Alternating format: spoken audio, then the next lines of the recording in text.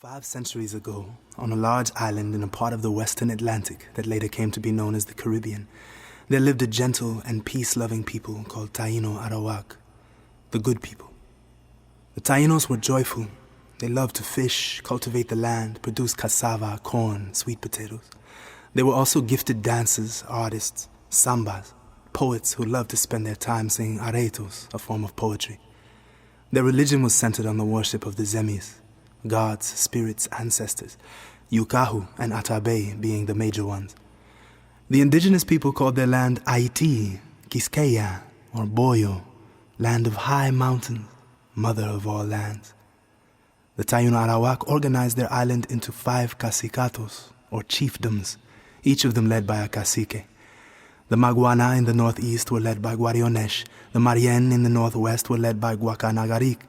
In the southwest, the Charagua were led by Bohetio and his sister Anacauna. The center region of the Cibao was also called Maguana, and was led by Caonabo, and in the southeast, Cotubanama led the Higüey. Meanwhile, an ocean away, Christopher Columbus, a European explorer and navigator, born in Genoa, Italy, nurtured the dream of discovering new worlds. This Italian-Spanish navigator's mission was to sail west across the Atlantic Ocean in search of a route to mythical India, in the context of the emerging economic and imperial competition among the European kingdoms, mainly Spain and Portugal.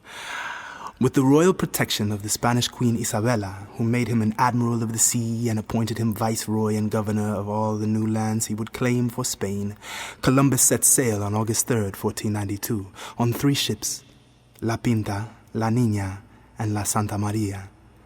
On December 5th of the same year, Christopher Columbus landed on the northwestern coast of the island of Haiti, in an area known today as Mont Saint-Nicolas.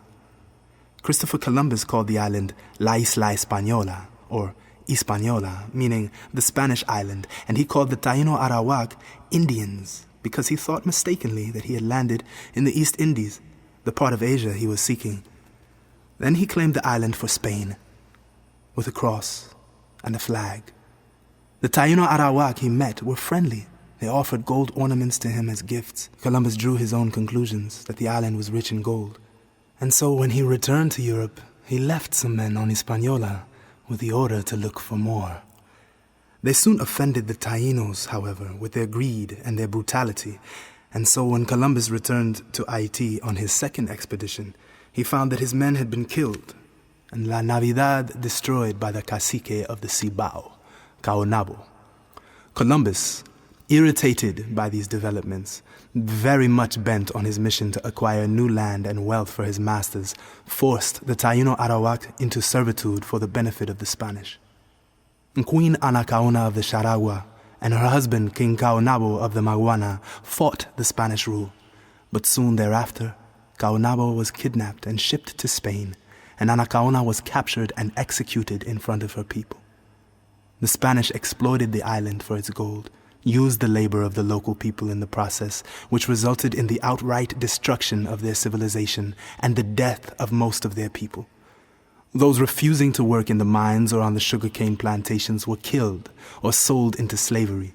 Simultaneously, Europeans brought with them infectious diseases that were new to the Caribbean and for which the Taino Arawak lacked natural immunity.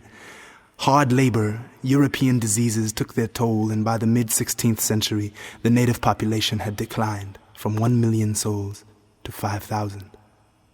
This labor shortage became acute, so the settlers began importing large numbers of black slaves from Africa.